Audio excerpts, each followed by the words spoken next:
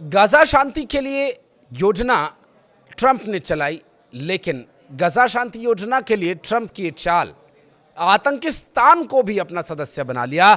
चीन के सामने शर्त रख दी, लेकिन क्या ट्रंप की बनाई गई पीस कमेटी रंग लाएगी? बात करेंगे इसी पर। नमस्कार, मैं हूं आशीष त्रिपाठी। असल में ट्रंप गाजा में शांति के लिए ये सब कवायद कर रहे हैं, या वो इसी बहाने खुद को एक वैश्विक नेता के तौर पर फिर से स्थापित करने की कोशिश कर रहे हैं? अमेरिकी प्रेसिडेंट के गाजा को लेकर बनाए गए बोर्ड ऑफ पीस में पाकिस्तान भी शामिल हो गया है।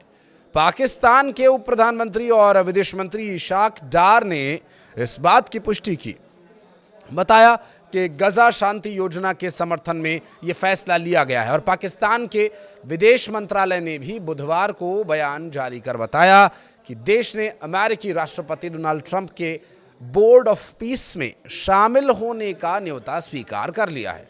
इस बीच शहबाज शरीफ सरकार के इस फैसले का पाकिस्तान में ही विरोध होने लगा, तो वहीं चीन के लिए कमेटी में जगह पर चीन ने साफ कर दिया कि अगर ये पहल संयुक्त राष्ट्र के तत्वाधान में नहीं होती तो वो इसमें भाग लेने को सहज नहीं होते।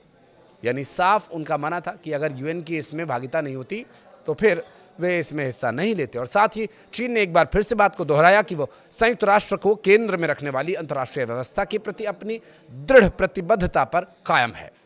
चीन के विदेश मंत्रालय के प्रवक्ता गुओ ने कहा कि हमेशा से सच्चे और बहुपक्षवाद के लिए प्रतिबद्ध रहा है चाइना, और संयुक्त राष्ट्र को केंद्र में रखते हुए अंतर्राष्ट्रीय व्यवस्था की मजबूती से रक्षा भी करेगा। और ख़ास बात यह है कि इस फैसले के पहले संसद की भी राय नहीं ली गई और ना ही इस पर कोई चर्चा ही की गई।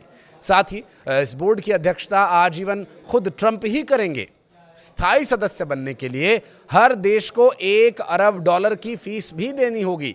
ये बोर्ड साल में कुछ ही बार बैठक करेगा, जबकि गाजा से जुड़े फैसलों के लिए अलग से गाजा एग्जीक्यूटिव बोर्ड बनाया गया है। सऊदी अरब को इस बोर्ड में लाने के लिए ट्रंप काफ़ी समय से कोशिश कर रहे थे। वे सार्वजनिक रूप से सऊदी क्राउन प्रिंस मोहम्मद बिन सलमान से अपील भी कर चुके थे। अब जाकर रियाद ने हामी भरी है, जो इसे ट्रंप की बड़ी कूटनीतिक जीत माना जा रहा है। इस बीच ट्रंप ने बड़ा खुलासा करते हुए ये बताया कि रूस के राष्ट्रपति व्लादिमीर पुतिन ने भी इस बोर्ड में शामिल होने का न्योता स्वीकार कर लिया है। ट्रंप ने कहा कि इस बोर्ड में वे लोग होंगे जिनके पास असली ताकत और असर है। हालांकि कुछ मजाकिया अंदाज में कहा कि अगर मैं इसमें सिर्फ मासूम लोगों को रखूं तो कोई काम नहीं होगा। इस पहल पर पश्चिमी देशों में चिंता भी है। कुछ राजनयिकों का मानना है कि ये बोर्ड संयुक्त राष्ट्र की भूमिका को कमज़ोर कर सकता है। और स्लोवेनिया के प्रधानमंत्री ने साफ कहा कि उनका देश इस बोर्ड में शामिल नहीं होगा। उनका कहना है कि इसका दायरा बहुत व्यापक है और ये संयुक्त राष्ट्र के ढांचे को नुकसान पहुंचा सकता है। और यदि मुस्लिम देशों की बात करें तो मुस्लिम देशों के द्वारा इसमें शामिल होने की बात स्वीकार की गई। इन मुस्लिम देशों ने अपने संयुक्त बयान में भी ये कहा कि वे फ़लस्तीनी लोगों के आत्मनिर्णय और राज्य के अधिकार के आधार पर न्यायपूर्ण और स्थायी शांति के पक्ष में हैं। उनका कहना यह भी है कि ये पहल क्षेत्र में स्थिरता और सुरक्षा का रास्ता खोल सकती है। हालांकि ट्रंप ने यह भी माना कि कुछ देशों ने इस बोर्ड में शामिल होने से पहले अपनी संसद से मंजूरी लेनी होगी। उन्होंने दावोस में मिस्र के राष्ट्रपति से मुलाकात के दौरान कहा कि कई और देश भी इसमें जुड़ना चाहते हैं, यहाँ तक कि वे देश जिन्हें अभी औपचारिक न्योता तक नहीं मिला है वे भी इसमें शामिल होना चाहते हैं।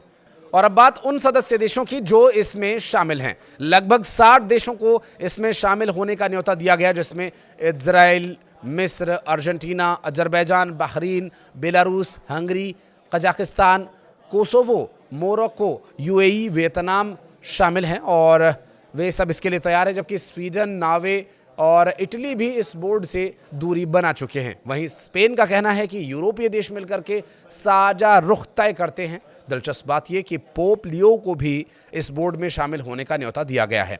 वेटिकन ने कहा कि इस पर विचार किया जा रहा है और जल्दबाजी में कोई फैसला नहीं लिया जाएगा। बहरहाल देखना होगा कि डोनाल्ड ट्रंप की ये पहल किस बारे में है और जो सदस्य देश फंड्स देंगे उनका क्या और किस तरह से इस्तेमाल होता है। और चूँकि भारत को भी इस पीस कमेटी का हिस्सा बनने के लिए न्योता दिया गया है, तो क्या भारत को अब ऐसी परिस्थिति में इसका हिस्सा बनना चाहिए जहां पाकिस्तान जैसे आतंकिस्तान देशों को भी सदस्य बनाया जा रहा है? अगर आपको लगता है हाँ या ना, जो भी आपका विचार है, कमेंट सेक्शन में आप ज़रूर बताइएगा। धन्यवाद।